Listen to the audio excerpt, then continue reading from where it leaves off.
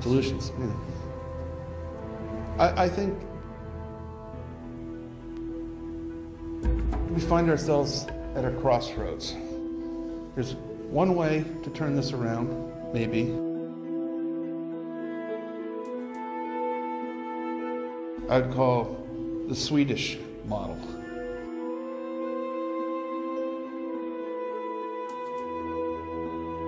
There's not much you can say for the Swedish model that's encouraging.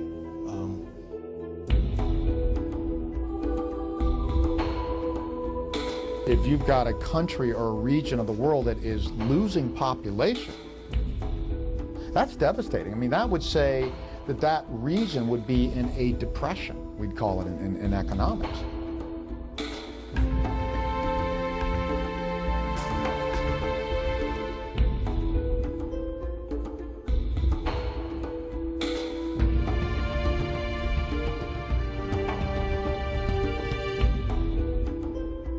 My experience in talking to people about this is that they simply don't understand what's about to happen.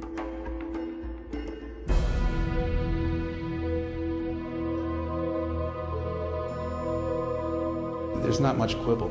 There's not much controversy among people in the know.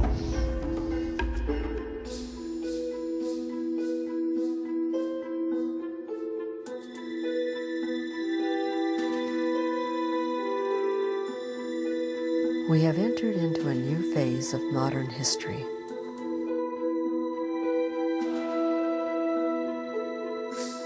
One that we desperately need to understand.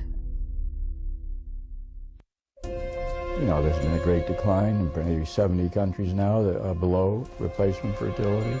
Replacement fertility is the number of childbirths per woman that is required to replace the existing population. We're going into a new era.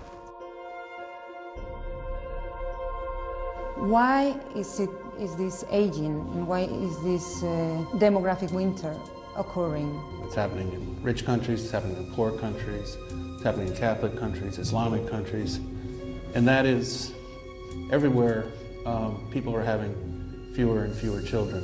When fewer children are born, there are proportionately more elderly. This is called an aging population. There has been population increases pretty much in all countries. So that's the challenge, to try to first understand why it's happening and then some consequences.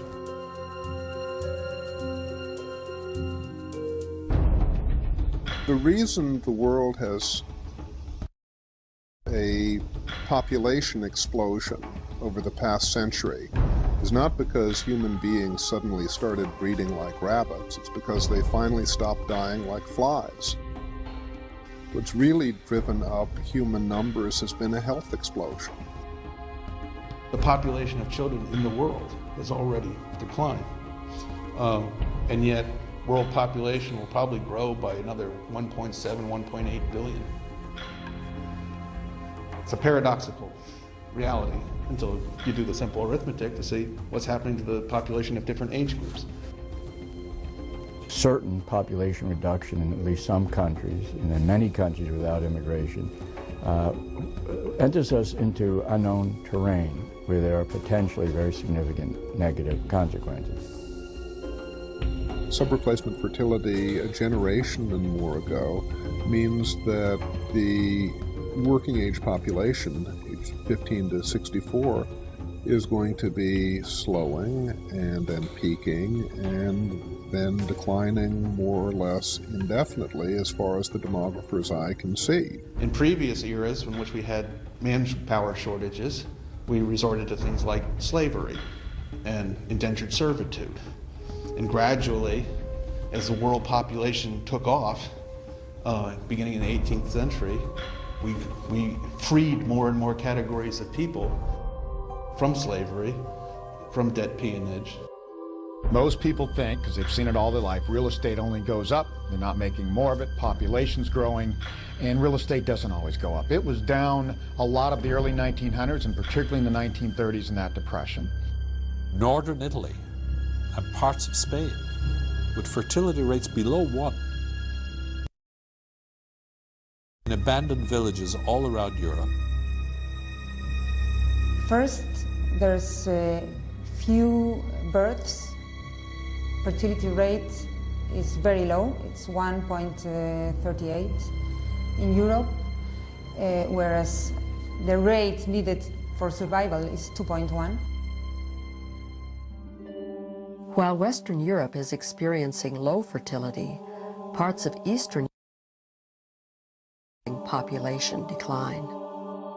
From 1989, for example, to 2002, the population has decreased by 13%.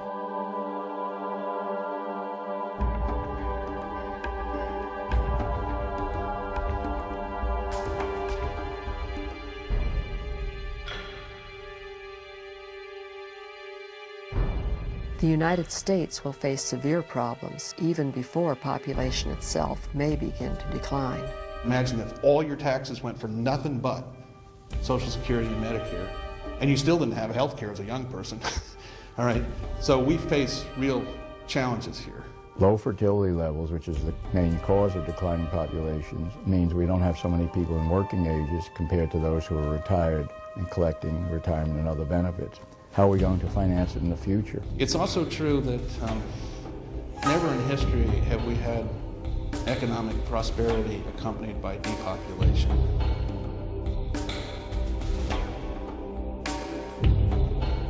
Modern economies need growing populations, which means that every developed nation needs immigration. Developed countries would say that there's no problem with aging because they can make up the lack of labor force by immigration, which is happening today, especially in Europe, Australia. This will mean greater out-migration from the poor countries. This out-migration is basically young, it's basically male. And that is very serious for several reasons, but I mean the two that I like to point out is one is the labor productivity is decreased in the developing country because there's no labor force. They are overseas. And second, the generation of human capital, because those children are growing up without a father. Well, human capital refers to the knowledge, skills, information that people have. Modern economies are based on information and knowledge. Not physical strength, but mental command of different types of information and skills. So it's the foundation of modern economies.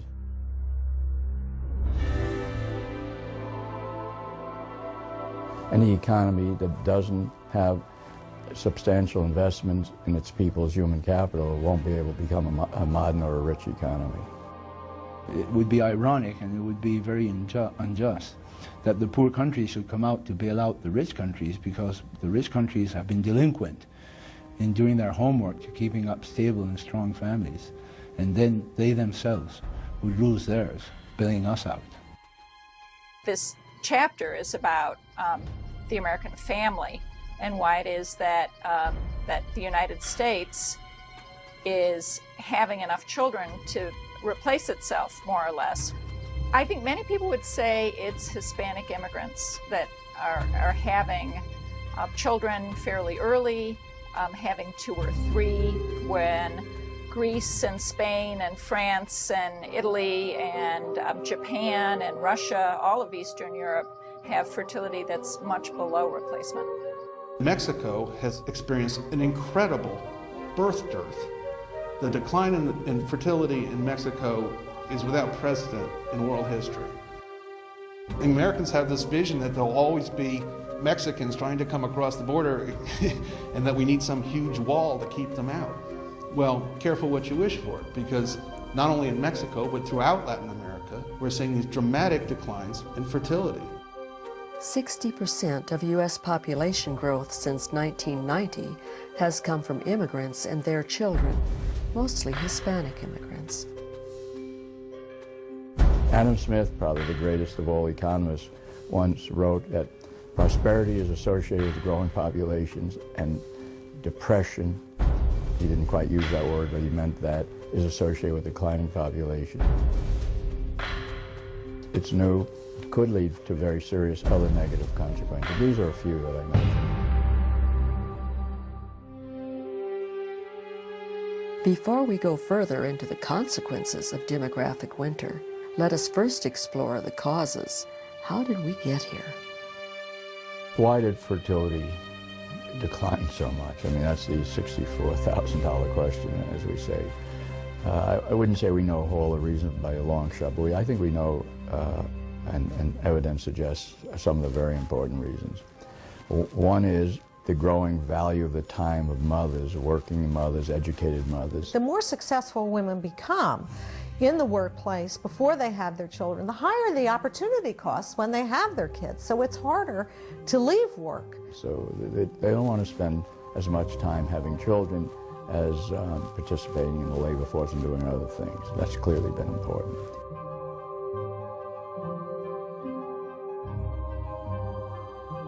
Well, the causes, you can see how some of the causes are very closely related to the economy, and those are not necessarily bad factors, like the growing education of women, very good. Women now have higher education than men in the United States.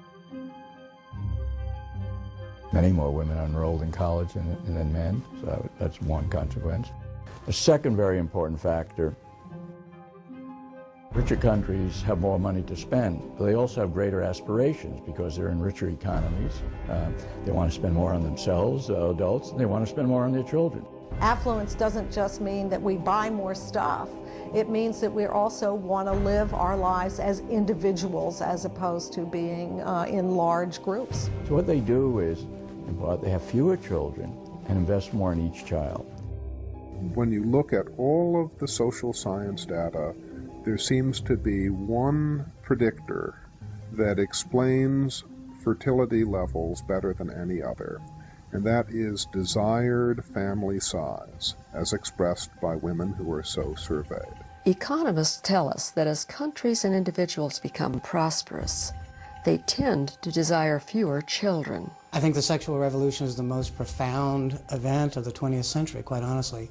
It may even be the most profound event of modern history. There definitely was a sexual revolution, and you can see it very clearly in women's reports of their lives. If you talk to women who came of age in 1960 and later, a much higher proportion will have been sexually active before marriage with somebody they did not marry. There's no denying that once we began to travel down the road toward gender equality and all the other changes associated with it, including birth control, everything changed.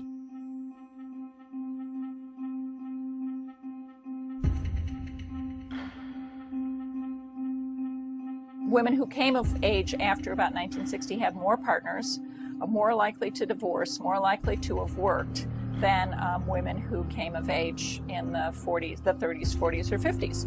Behavior changed. The world changed in ways that affected the choices people made about sex and marriage and childbearing and work. And most notably, I believe, the family changed.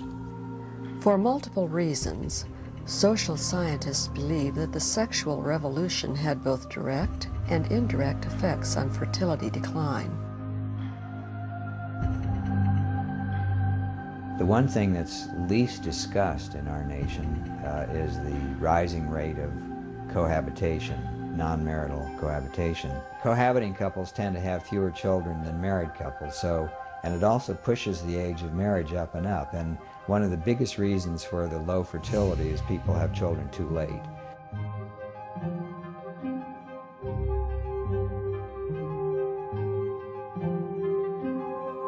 There's some research that suggests that the change to no-fault divorce led to an increase in the divorce rate of something like 20%. The divorce revolution has really meant that neither men nor women can count on their spouse being there next year. The risk of divorce that a couple faces decreases the chances they'll have another child.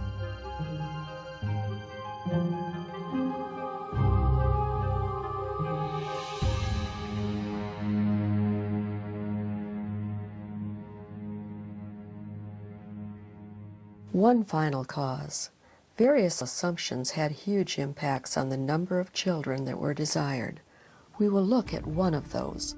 I think it's quite natural for people who live on a planet whose dimensions are fixed to have impressed upon their consciousness the idea that we live in a world with real limits. I can understand why the ordinary man in the street would be a little bit wary about grandiose population predictions.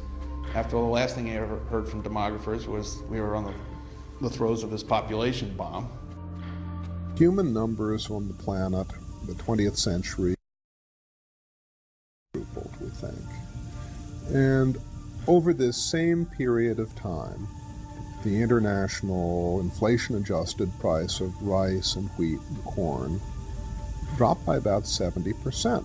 The population bomb was popularized by non-demographers and by the press back in the 70s, and real demographers, even back then, knew this world was coming that I'm talking about. As a society, we don't like to talk about the causes of fertility decline. We don't want to possibly offend other people. The really chilling thing about demographic winter is that none of these causes could be easily fixed. It's who we are, who we have become increasingly in these postmodern times. We came up in 1988 with an extremely simple indicator. I found it because I had the S&P 500 long-term on one side of my desk and the birth chart for the baby boom on the other side, and I realized the charts looked identical, put them together, 45 to 50-year lag.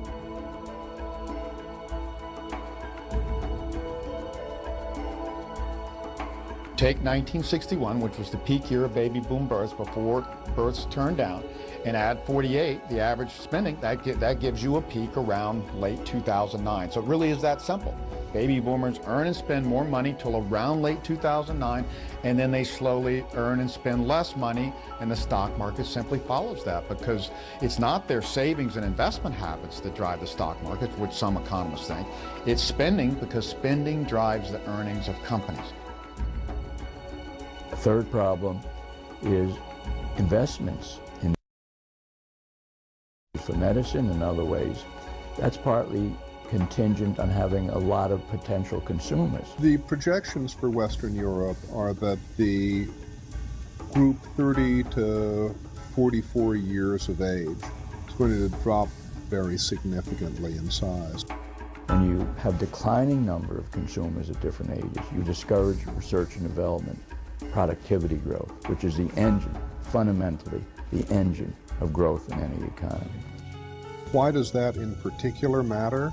Because over the last century, it's people between the ages of 30 and 44 in all developed countries who've disproportionately been the innovators. It seems a strange thing, with population growth so important to society, that we never hear about that side of the story. Could it be that we are simply not comfortable with how that story unfolds?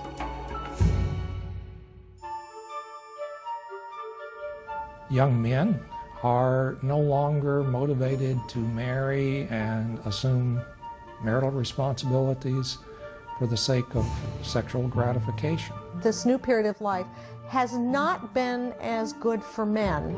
This is something that's readily available anyway. Men have a harder time growing up, I think, without women than women do without men. So if you're having a situation like in Europe where people are marrying at a very, very late age, and I mean 30, 29 years old for men and women, we have many, many people in the age of 25, 30, even 35 and more who are staying with their parents and are not forming families. I call them child men. They are gamers, you know, spending 2+ hours a day playing video games. We have a lot of especially cohabiting relations. Reading with all the silliness in there, watching cartoons on the Cartoon Network. The male has no plans for marriage with this particular person. It's simply an arrangement of convenience. Well, of course, it has a huge impact on fertility because people are delaying their first child. They're delaying marriage, and then they're delaying their first child. People need reasons to have children. They know today, and they've known for a long time, how to avoid having children. If there's no economic incentive to having children, people won't unless something other than economic incentive gives them a reason. I don't think that the economic changes would have had value changes. So I think it's basically a matter of changes in attitudes, values, beliefs, characteristics of the individual.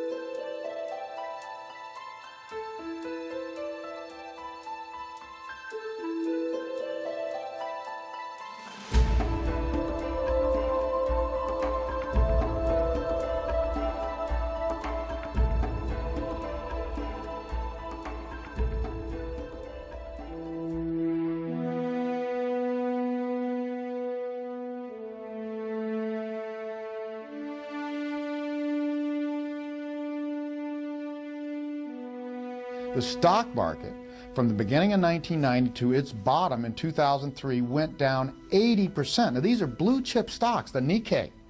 It's like the S&P 500 or the Dow here. We were some of the only people in the world to see this because we were looking at demographics. Everybody else was saying, oh, Japan's government doing this, and then their companies are this productive, and they have these management methods, and their people save more, and they work harder.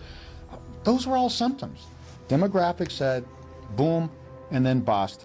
And yes, everything unraveled. Real estate, stocks, everything. Well, another reaction a lot of people have when they first hear of these trends is to think that the young are going to benefit enormously because there'll be fewer of them. Therefore, it'll be easier for them to find a job and to get a good wage. What I call the aging trap is the fact that the pyramid is inverted, and so you have a significant amount of older people over the young people, and therefore you cannot support the elderly. If you look at countries like Italy or Spain, where they're in the advanced throes of population aging, there's a theoretical demand for youth, but in the real world, the youth unemployment rate's in double digits. The aging trap is very serious for many reasons. One is because financially countries, and we see it today in Europe, the social services, especially in social market economies, this is especially acute. The result is the economy doesn't produce jobs. We are accustomed to financing retirement and health benefits for the elderly by taxes on the working population. Right now, the baby boom generation, the vast number of people born from 1946 through 1964, are in the workforce. They're paying into the system, helping fund the benefits that are being provided to the people who are already retired. But over the upcoming years, we're going to see that set of people move into the retirement phase. If these taxes go up because we have fewer people, we have to tax them each more, that's going to be a burden on the younger population, and they will adjust to that burden in a number of ways, partly maybe by investing less in their human capital, partly by maybe working less, and that will have further negative consequences. Social Security is only one part of the problem that we confront on the fiscal front. Medicare and Medicaid are a much bigger problem. Their growth is absolutely staggering under current law. Can we rethink our approach to retirement benefits, medical care of the elderly, and adjust it to the world we will be in, which will be a world of stationary or declining population? The current generations, particularly those who are now retired and those who are approaching retirement, are not fulfilling their proper responsibilities towards future generations.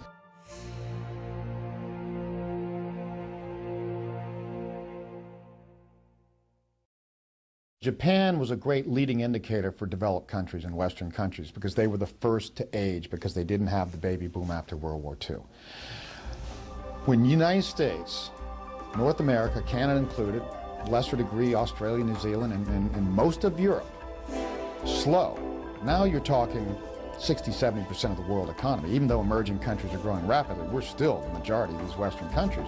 When we all slow, that is going to have a bigger impact on the world economy, and it's going to hit emerging countries at first as well, because emerging countries, and China's totally typical, 35–36% of its economy is exports. We think when the United States and Europe go into this slowdown, particularly by 2010, due to demographics, that at first it's going to hit emerging countries and their stock markets are going to go down and their economy is going to slow. Now the difference is they will have the demographics to bounce back once they recover from that, whereas the United States and Europe will continue to slow, and countries like Europe and Russia slow almost forever.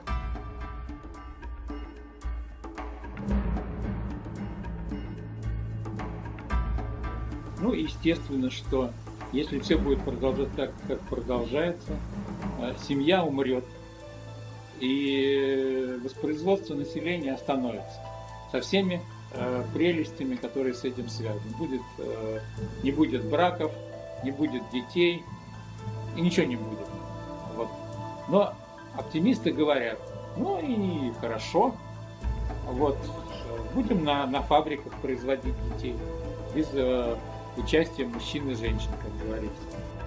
Russia, to me, is a big problem waiting to happen, because they've been a major military power in the past. They still have a lot of access to that potential power. All that power has declined, but now they're going to go into an economic crisis.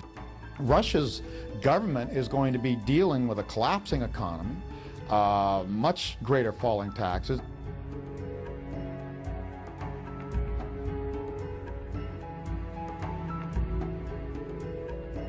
На самом деле причины всего этого, они более глубокие. Я пытался об этом немного сказать. И задача гораздо более тяжелая, чем вот, как это воспринимают некоторые, даже многие. И как это воспринимает, к сожалению, наше правительство.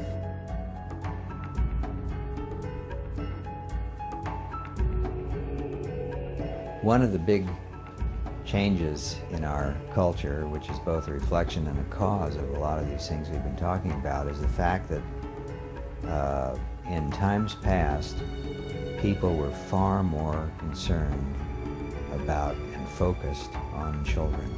100 years ago or more, 75 or 80% of all households had children. There they were, in the next room, growing up, and you thought about what was best for them. You organized your life around what was best for them. You allowed cultural messages in the home that was suitable for them. Today, we are down to around 1/3 of households with children, 2/3 of households without children, and many of those, permanently without children. I just think that has been a major force in shifting the focus of people's lives.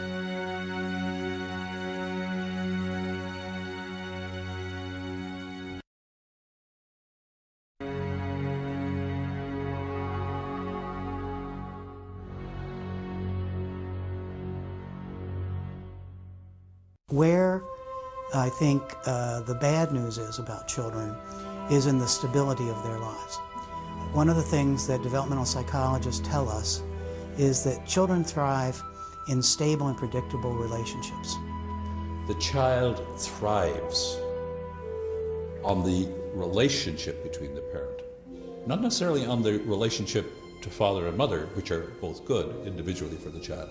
But what really causes the child to really thrive is when father and mother are really together. Most kids who grew up in a single mother household, I was raised by a single mother myself, most kids who are raised by a single mother or raised in a step family, for instance, turn out okay. That's in fact true.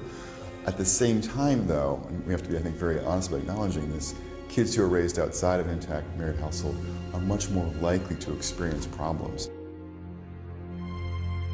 I've done a lot of work looking at trends in the US, showing that kids who are reared outside of an intact married family are more likely to suffer from things like poverty, child abuse, depression, delinquency, etc.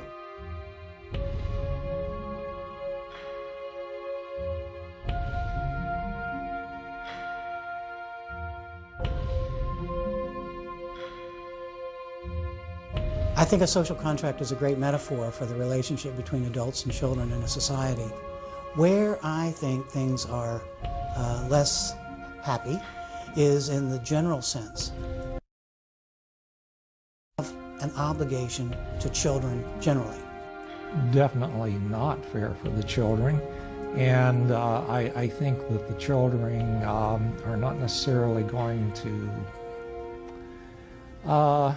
come through with their part of the social contract either. When we have a divorce culture, and even a single, overall, a more general single-parent culture, what we are really saying is that the happiness of adults is so much more important than children. I think that in this generation of current young adults, there's a great deal of awareness that the older generations haven't done very well by them. The sexual revolution also has meant that it's not as socially stigmatized for women to have children while unmarried. It used to signal that they were having sex while they weren't married. Well, duh.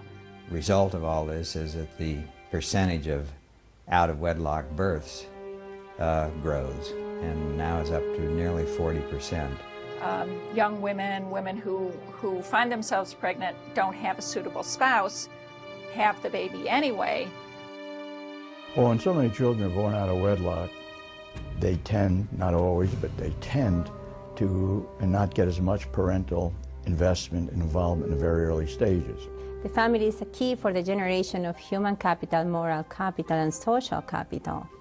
Now, since learning begets learning, you start out with less learning there, and then you can't learn as much when you're 3, 4, 5, 6, 7. And when you don't have as much when you're 7, you can't learn as much when you're 8. Economists, to register growth, to show growth, need these three elements. Otherwise, productivity, the environment where the market operates and economic activities take place is jeopardized. And in those formative periods, the family structure, all the studies suggest, is not the only factor to evolve, but it's certainly important. So yes, those children born in those environments are at a significant disadvantage compared to children born in traditional two-parent caring families who spend a lot of time with them when they're young, and by age 6 or 7, they're way ahead of the other children. I have for some time been researching the idea of sustainable development and the family. And my basic idea that you cannot have sustainable development if you don't have a sustained family. This is where it gets weird, though, is who's reproducing, right? The problem is this is the demographic economic paradox. Those who can best sustain a large family are not having those large families. And those who can least sustain a large families tend to have more children. Income inequality is growing, and those with lower levels of income are those typically with less stable and less two-parent families, which exacerbates the disadvantage of those children. Over time, the range of disadvantage is growing, and the degree of dispersion in our society for the children at the one end of the spectrum and the other is greater. You have a significant fraction of children, maybe 20, 25% of the children, who are not prepared to engage in the modern economy. They don't have the skills to do so, cognitive and non-cognitive. And the average child, even the average capable child, it's very difficult to overcome that disadvantage. And that's, I think, one of the major consequences of the family structure, and this whole problem of learning begets learning, and neglect at early ages is compounded at later ages.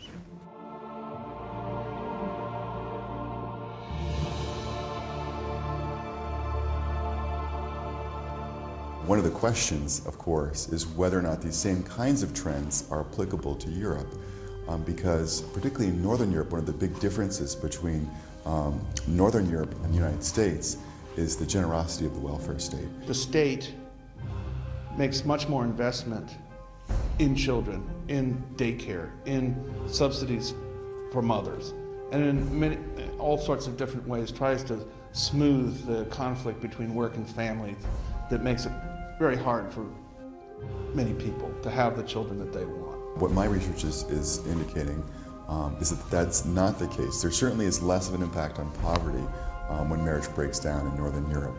But on the other indicators, things like depression, delinquency, suicide, we see similar trends in countries like.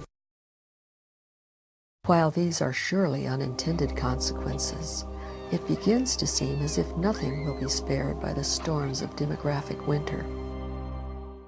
A lot of people I've talked to about this say, well, isn't it great if the birth rate is going down, because after all, that's fewer carbon footprints and less stress on Mother Earth. Not thinking about how much their own care is going to cost when they get older. In the past, when people talk about the environment issues due to human activities, they usually use human population size or human population growth rate as indicators of a human impact on the environment. This has to do with the fads and the way we frame our problems, and right now the framing is very much about global warming and population density, sprawl, and that kind of thing. And I don't mean to say that those things don't matter, but that doesn't mean that other things don't matter and that we're not facing social and economic problems that are also related to population decline. What we find is that globally, actually, the number of households has been increased much faster than number of people. Divorce creates more households. You would use more resources. And in the meantime, you also create more greenhouse gases. If the efficiency of resource use in divorced household is the same as married household, then in 2005 alone, U.S. could save 73 billion kilowatt hour of electricity, and also can save more than 600 billion gallons of water in 2005 alone in the United States. It turns out, however, there is academic hope for the demographic winter from recent findings about a very old institution. In 1990, the vast majority of academics in the social sciences held, not that the data held, but the people in the social sciences, professors, held that really family didn't make too much difference. The big issue was the income in the family. Then the more you looked at the data, others were saying, no, the structure makes a difference, and what's behind the structure, which is the love, the belonging or the rejection, that makes a difference. That started an academic debate. And those who investigated, who were actually gradually the really good number crunchers, the top social scientists, followed the data, and a decade to 15 years later, the verdict is in among the top academics. Marriage does make a difference. And the evidence is very strong. It's just as conclusive as social science evidence ever is. All the evidence is very, very clear. It's married biological parents, which is the gold standard. Social scientists who are doing the numbers crunching agree that many of these recent changes have had some very negative consequences. Denying that is not going to solve the problems. Top researchers now know a couple of ironic reasons why it never needed to have happened, at least as widely as it has. I looked specifically at the people who said they were unhappy, and they were asked again, how happy are you with your marriage? And 2/3 of those people who were unhappy 5 years earlier, who stayed married, were either, this was a 7-point scale, 7 being fabulous, were either a 6 or a 7. People with one partner are much happier with their partner sexually and emotionally than are individuals who have many partners. Correlational evidence, as the associations, are striking.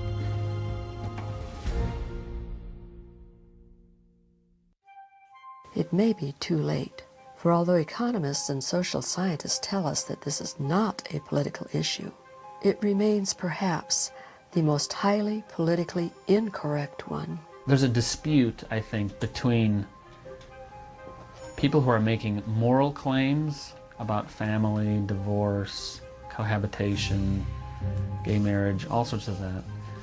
There's a dispute between people who are making moral claims about this and people who are making data-based claims. And when you look at textbooks, when you look at what scholars and academic people who are not doing the research say about this issue, there's a very big disconnect there. Those of us who are interested in data-based claims and are trying to steer clear of making clear moral claims about this, we're largely in agreement about the troubling waters that we're about to boat into. A lot of the textbooks generally are not reporting very much of the evidence that's being accumulated by the researchers. It's also true, I think, for people who are worried about women's rights, about the gay rights, about environmentalism. All of these movements are deeply informed by a 1970s era preoccupation with the so-called population bomb.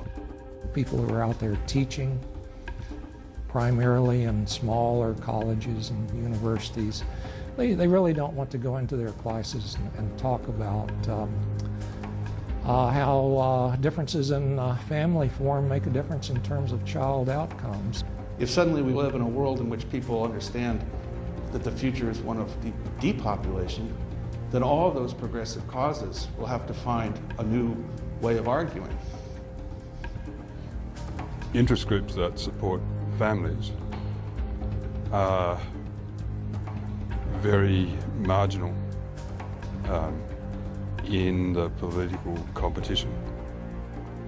There's a good reason for this, I think, and that is that families are units that are looking after children. They're usually pretty busy, and they don't have the time or the inclination to compete on the political stage. This was a subcommittee of the Senate, as I recall, maybe 8 or 9, 10 years ago. And at that time, many of us were calling attention to the fact that marriage was a seriously weakening institution in the United States. We were hoping that they might take some kind of action. Politicians will be bombarded by all sorts of groups. The temptation to forget that there are families out there and that the state and society in large has a role in supporting and protecting the family. That's what is likely to get lost. I don't think anything came out of that, to tell you the truth. I have to admit that we started to pay serious attention to our family policy after we admitted that we are facing the demographic catastrophe. The number of the young children are becoming less and less.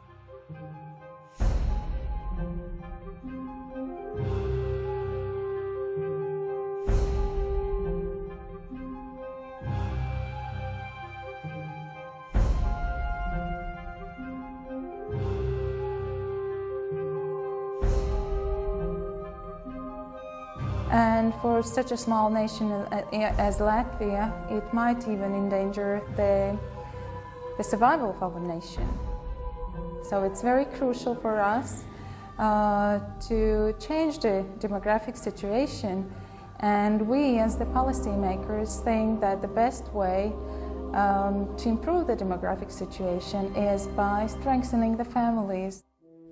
Well, one of the tricky things about this question is, if people are not having enough children as a whole to replace the population, does that imply eventual human extinction?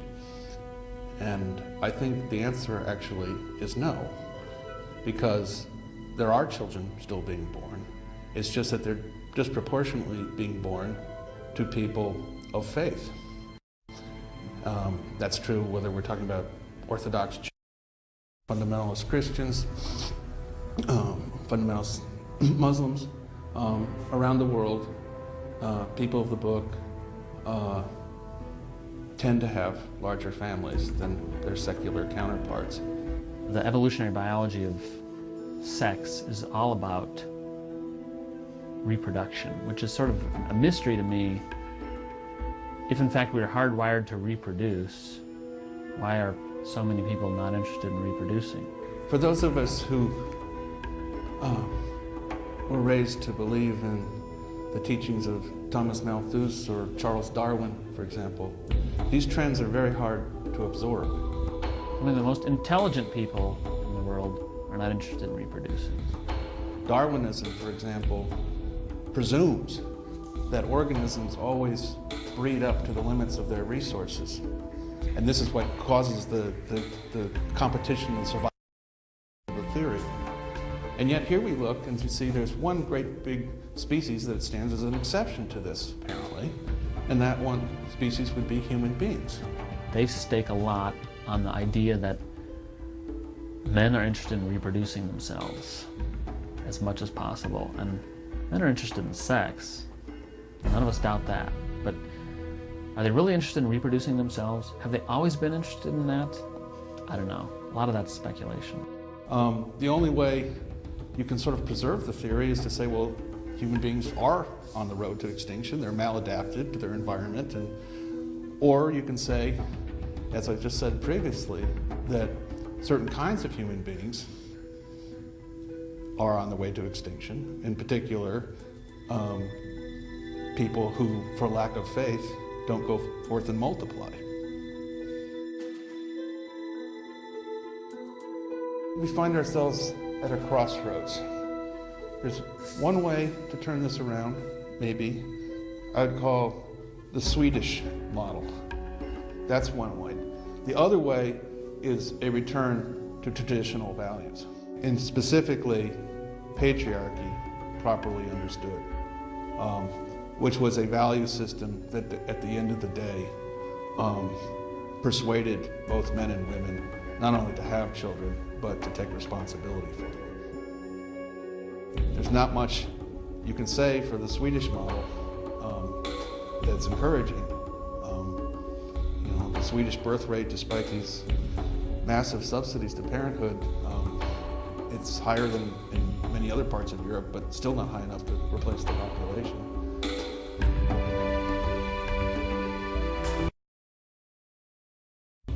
The demographic winter is really not about growing or shrinking populations. It's not about the economy. It's not even about the lifestyles of adults. But rather, history will show that it is ultimately about the children, what children will yet be born.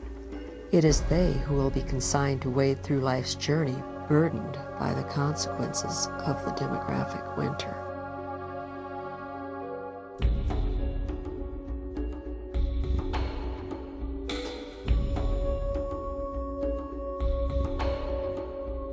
I'm not quite a declinist as much as some people are, but I guess I'm sort of a perpetual optimist about these things. But I must say it is hard to see how these things are going to be turned around. It's one of those paradoxes. I mean, everything you look at life and the universe has cycles, and so does demographics, and so do countries and their development. You're going to gradually have the weakening of the West. The Romans, in the time of Julius Caesar, were totally preoccupied by the fear that they were not producing enough children. The sterile, pagan nobility died out, and with them their ancestors' idea of Rome.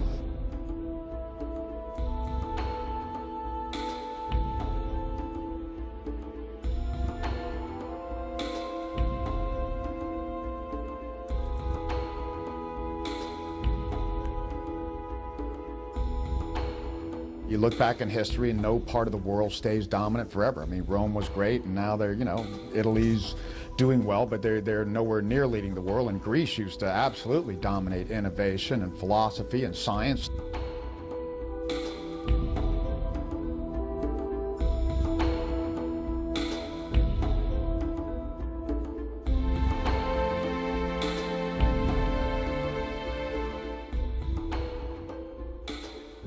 Because countries, as they get more prosperous and more urban, that's the two things you see with progress, particularly in modern time, people have fewer kids. So maybe the time of Western civilization has come and now we're going into a retreat.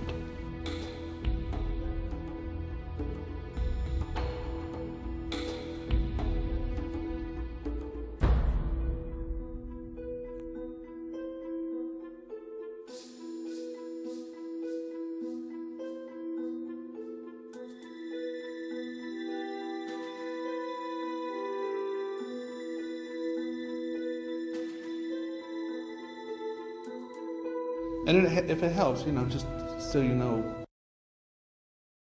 I'm not churched.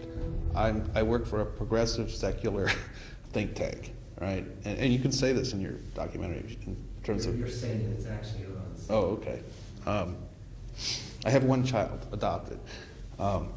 So, you know, I'm not, this is not a faith-based analysis. This is an analysis that